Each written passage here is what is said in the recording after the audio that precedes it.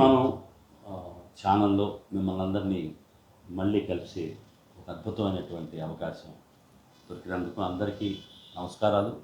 చాలామంది ఆ, రకరకాల క్వశ్చన్స్తో అడుగుతున్నారు. చాలామంది సబ్స్క్రైబర్లు వస్తున్నారు.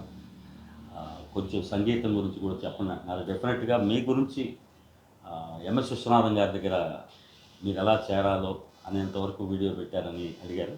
నేను అక్కడి నుంచే స్టార్ట్ చేస్తున్నాను. సో అది 10వ తరగతి ఒక 2-3 సార్లు రాశాను. తెలుగులో 15-18 మార్కుల కన్నా రావట్లేదు. ఎందుకంటే మైండ్ అంతా సంగీతంలో, సినిమా యాక్టింగ్లో. ఈ విజయవాడ నుంచి చెన్నై వచ్చి రంగూన్ రౌడీ, కేటుగాడు ఇట్లాంటి సినిమాలు యాక్ట్ చేయటం, దాంట్లో కొత్త కొత్త వాళ్ళు పరిచయం అవ్వటం, తెలియని ఒక ఆ, సినిమా మీద మోజు పెరగటం, ఎలాగైనా ఆర్టిస్ట్ అవ్వాలనే ఉద్దేశంతో ఫస్ట్ ఇక్కడికి వస్తూ ఓ ఆడది ఓ మగాడు అనే సినిమాకి ఎంఎస్ విశ్వనాథం గారి సంగీతం కాబట్టి వారిని కలిసే అవకాశం వచ్చింది. పూజ రికార్డింగ్ ఏమిటంటే హీరోయిన్ తమ్ముడు క్యారెక్టర్ నాది. హీరోయిన్కి హీరోకి ఇద్దరు రేడియో ఆర్టిస్టులు. హీరోయిన్కి తల్లిదండ్రులు ఉండరు, తమ్ముడు తప్ప. సో వాళ్ళిద్దరూ ఇష్టపడి పెళ్లి చేసుకుంటున్న సమయంలో ఈ కుర్రవాడే ఉండి పెళ్లి చేసిన తర్వాత అప్పగింతల పాట. ఆ పాట నాకు ఎవరు పాడాలి? అన్నయ్య ఎస్పి బాలసుబ్రహ్మణ్యం గారు వచ్చి పాడాలి. సో నాకు అంటే అటు ఇటు కాని వయసు 13-14 ఇయర్స్లో ఉన్న కుర్రడు, కొంచెం మేల్ వాయిస్ ఉన్నా కూడా జనాలు యాక్సెప్ట్ చేస్తారు, ఫిమేల్ వాయిసే కాకుండా. సో ఆ ఉద్దేశంతో కొంచెం వారిని రిక్వెస్ట్ చేసి కొంచెం సాఫ్ట్గా పాడిద్దామనే ఉద్దేశంతో ఎంఎస్ విశ్వనాథన్ గారు ముందే రెడీ చేశారు. 11 గంటలకంతా రికార్డింగ్ అంతా రెడీ. ఎప్పుడైతే రెడీ అయిందో మా ఫాదరు తీసుకెళ్ళి, మా మదర్ ఆర్టిస్టు, ఆయన హార్మోనిస్టు, తర్వాత నేను పాడతానే విషయం చెప్పి ఆ సినిమాలో హీరోయిన్ తమ్ముడు క్యారెక్టర్ ఈ పాటకి ఈ అబ్బాయి యాక్ట్ చేస్తున్నాడని చెప్పేసి నా గురించి పరిచయం చేస్తే నన్ను ఏదన్నా పాడమన్నారు అనమాట. పాడమంటే నేను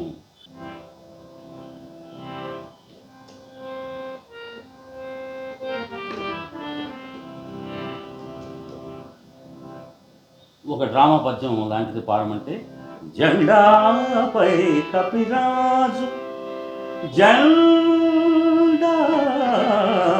కపిరాజు, ముందు సితమాని శ్రేణియు గూర్చి నే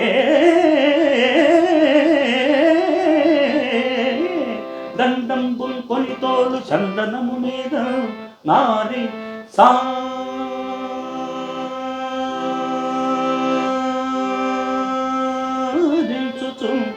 గాంధీవంబు ధరించి పల్గులుడు మీ మూకం చెందుతున్నప్పుడు ఒకండును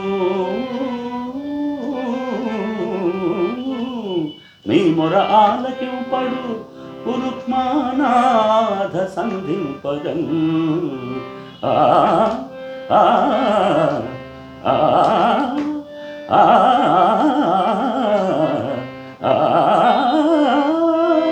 ఆ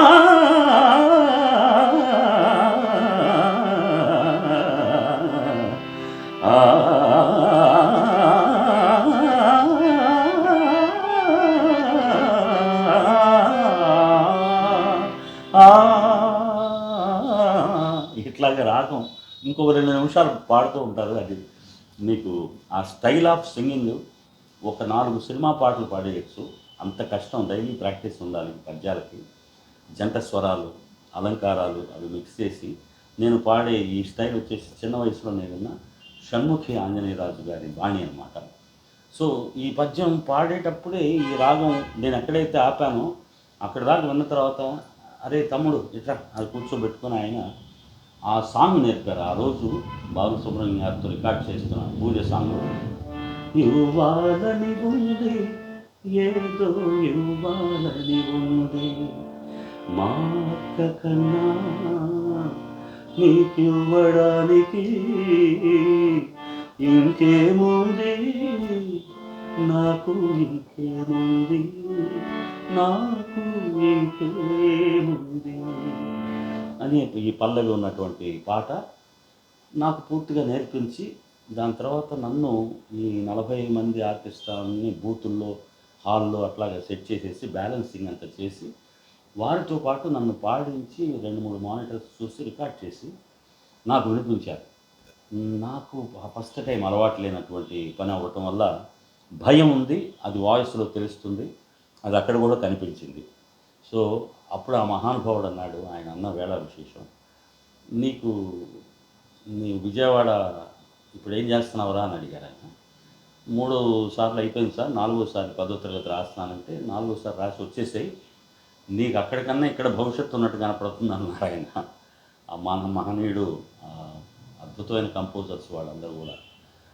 ఎంఎస్ విశ్వనాథన్ గారు తమిళ్లో ఆయన ఎన్ని అద్భుతాలు చేశారనేది తమిళ్ మ్యూజిక్ గురించి తెలిసిన వాళ్ళందరికీ తెలుసు. చాలా గొప్ప కంపోజర్ ఆయన. సో, వారి ఆశీర్వాదం దొరకటం, ఆయన ఆశీస్సులతో ఆ సినిమా 'ఓ ఆడది మగాడు' ఒక 4 నెలల పాటు యాక్ట్ చేసి, నా పుస్తకాలని చదువుకోమని ఇంకో 10వ తరగతి అబ్బాయికి దానాలు చేసి, అక్కడి నుంచి చెన్నై వచ్చి రంగరాజపురం అనే కొడంబాకంలో ఒక చిన్న ప్లేస్‌లో జి. ఆనంద్ గారని అప్పుడు గాయకుడు, గొప్ప గాయకులు ఆయన. చాలామంది స్వరమాధురి ఆర్కెస్ట్రాతో చాలామందికి సహాయం చేశారు. కళాకారులు, సింగర్స్ చాలామందిని ఇంట్రడ్యూస్ చేశారు. వారు మా మదర్ ఫాదర్‌కి పరిచయం ఉండటం వల్ల ఆయన ఇంటికి దగ్గరలో ఒక చిన్న రూమ్ ఒక రూ. 30కి అద్దెకు తీసుకొని నేను ఒక్కడినే ఉండేవాడిని. నాకు నెలకి రూ. 100 మా మదర్ ఫాదర్ పంపించేవారు. ఇంటికి రూ. 30 రెంటు. తర్వాత నా భోజనానికి వాటికి వీటికి ఏదైనా ఖర్చు. ఎంఎస్ విశ్వనాథన్ గారికి ఆయన దగ్గర పనిచేస్తూ ఉన్నాను కదా అని చెప్పేసి ఏదన్నా వాళ్ళు ఇస్తారని చెప్పేసి ధైర్యంతో రూ. 100 పంపించేవారు. నాకేంటంటే చిన్న వయసు నుంచి వాళ్ళు పంపించిన డబ్బు ఏంటి, నేను చిన్నప్పటి నుంచి డ్రామాల్లో కొంచెం కిడ్డీ బ్యాంక్ మెయింటైన్ చేశాను. రూ. 2, రూపాయి, రూ. 5 వచ్చినవన్నీ కూడా తీసి బ్యాంకులో వేసుకొని అన్ సీజన్‌లో మా మదర్ ఫాదర్‌కే ఓ రూ. 200 అవసరమైతే ఇచ్చే పొజిషన్ చిన్న వయసులోనే దేవుడు ఆ అవకాశం ఇచ్చాడు.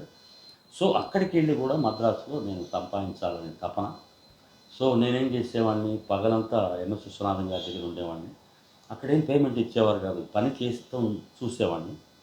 ఈ మండే సవేరా హోటల్ అని ఉండేది మద్రాసులో. ఆ సవేరా హోటల్‌లో 9, 10 ఫ్లోర్‌లో ఒక బార్ అనమాట. ఆ బార్‌లో నైట్ టైము 7:30, 8 నుంచి ఒక 10:45, 11 దాకా ఇండియన్ మ్యూజిక్ అని పెట్టేవారు. సో, దాంట్లో బాబూరావు గారని ఒక ఆయన తబలిస్టు, ప్రసన్న కుమార్ సర్రాజు గారని 'వాలు జడ తోలు బెల్ట్' అనే సినిమాకి కూడా మ్యూజిక్ చేశారు వారు. వీరందరూ అక్కడ పాడేవారనమాట. వాళ్ళ పేమెంట్ 300 ఒక మండేకి. సో, నేనెళ్ళి బతిమలాడుకొని నేను కూడా మండే వస్తానండి అంటే రూ. 35 నాకు ఇస్తామని అన్నారు. ఏమేమి పాటలు పాడతామంటే, సుహానా సఫర్ ఔర్ యే మౌసమ్ హసీ హమే డర్ హై హమ్‌కో న జాయే కహీ, ఇట్లాంటి పాటలు. రామయ్య వస్తావయ్యా, ఏమయ్య వస్తావయ్యా, ఇటువంటి ఆవారా హూँ मैं एक पल में मैं आसमान के तारा हूँ ఆవారా హూँ. ఇటువంటి సాంగ్స్ నేను హిందీ 4 పాటలు 5 పాటలు తెలుసండి. తెలుగు కావాలంటే ఘంటసాల గారికి పాడతా అంటే, తెలుగు కాదులే ఇక్కడ తమిళ్ కదా, హిందీ వింటారు అని చెప్పేసి హిందీ వరకు నన్ను పాడించేవారు. ఎవ్రీ మండే నాకు ఓ ₹35 వచ్చేవి. సో, 4 వారాలకి రూ. 140 దాకా చేస్తే రూ. 30 అద్దె కట్టి రూ. 110 కళ్యాణ మండపాల్లో పాండీ బజార్ ఆ ఏరియాలో ఒక 5, 6 మండపాలు ఉండేవి. మోహన్ కళ్యాణ మండపం, వెంకటేశ్వర కళ్యాణ మండపం అనే పేరులో. హాయ్ రమేష్ అనుకుంటూ సైకిల్లో లోపలికి వెళ్ళిపోయి పార్క్ చేసి బాగా భోంచేసి ఆడ కొబ్బరికాయ ఇస్తే మా ఇంటి ఎదురుగా చిన్న కూరగాయల కొట్టు ఉంటే దాంట్లో ఇస్తే ఒక అరకిలో టమాటాలు ఇచ్చేవాళ్ళు. అది తీసుకెళ్ళి ఇంటి ఓనర్ అమ్మకి, వదిన గారు మీకోసం టమాటాలు తెచ్చానని ఇచ్చి, నాకు కొంచెం కూర ఇవ్వండి చాలనేవాడిని. కూరలు చేసుకోవటం తెలీదు. అన్నం మాత్రం పెట్టుకోవడం తెలుసు. సో, ఈ విధంగా ఇష్టాన్ని కష్టమైనా కూడా ఇష్టంగా మార్చుకొని పగలంతా సైకిల్లో వెళ్ళి ఎంఎస్ విశ్వనాథన్ గారి దగ్గర పనిచేసేవాడిని. పెద్ద పెద్ద కళాకారులకి కాళ్ళు చేతులు నొక్కేవాడిని. తలనొప్పి వస్తే వాళ్ళకి తల నొక్కేవాడిని. అందరు మహానుభావులు కళాకారులు. ఆకు, వక్కలు, టిఫిన్ కావాలంటే బయటికెళ్ళి తీసుకొచ్చేవాడిని. అప్పుడు చాలా ఇబ్బందులు పడేవాడిని. ఎందుకంటే ఆ వాచ్‌మెన్ వెళ్ళేటప్పుడు వెళ్ళనిచ్చేవాడు. వచ్చేటప్పుడు వచ్చి అతనికి తెలుగు తెలీదు, నాకు తమిళ్ తెలీదు. సో, అక్కడ చాలాసేపు డిస్కషన్‌లో అక్కడ తలుపులు మూసేసేవాళ్ళు. నేను వాడిని బతిమలాడుకొని చేసి నేను లోపలికి వెళ్ళేటప్పటికి అక్కడ రికార్డింగ్ స్టార్ట్ అయ్యేది. తీసుకెళ్ళిన టిఫిన్ వేస్ట్ అయ్యేది. సో ఈ విధంగా అది చాలా ఈ ఇబ్బంది పరంగా ఉన్నా కూడా ఇష్టం కాబట్టి దాంట్లో ఏది పెద్ద కష్టంగా తెలియలేదు. సో అక్కడి నుంచి ఒకరోజు చక్రవర్తి గారు గ్రేట్ మ్యూజిక్ డైరెక్టర్ అప్పుడు, ఆయన్ని కలవటానికి మా అన్నయ్యకి అవకాశం కోసం మా బ్రదర్ తబలా వాయిస్తారు. ఆయన కోసం చక్రవర్తి గారిని అవకాశం అడగటానికి వెళ్ళినప్పుడు నేను వెంట పాడాను. చక్రవర్తి గారి ఎపిసోడ్ ఏమైందనేది, అక్కడి నుంచి నా జీవితం ఎంత అద్భుతంగా మారిందనేది నెక్స్ట్ వచ్చే ఎపిసోడ్లో మీకు తెలియజేసుకుంటాను మనం చేసుకుంటూ. సబ్స్క్రైబ్ చేసిన సంగీతాభిమానులందరికీ దీంట్లో ప్రతిదీ ఏది ఊరిక రాదు మనకి. నేను చెప్పొచ్చేది ఏంటంటే ప్రతి వాళ్ళ జీవితంలో ఎన్నో ఒడిదుడుకులు ఉంటాయి. అవన్నీ కూడా మనం దాటుకుంటే కళామ తల్లి ఆశీర్వాదం ఉంటుందనేది. సో చక్రవర్తి గారి ఎపిసోడు నెక్స్ట్ వీక్లో మీకు డెఫినెట్గా అద్భుతమైన విషయాలు తెలియజేసుకుంటూ మిమ్మల్ని నెక్స్ట్ వీక్ కలుస్తానని మనం చేసుకుంటూ థ్యాంక్ యూ సో మచ్. మీ మనం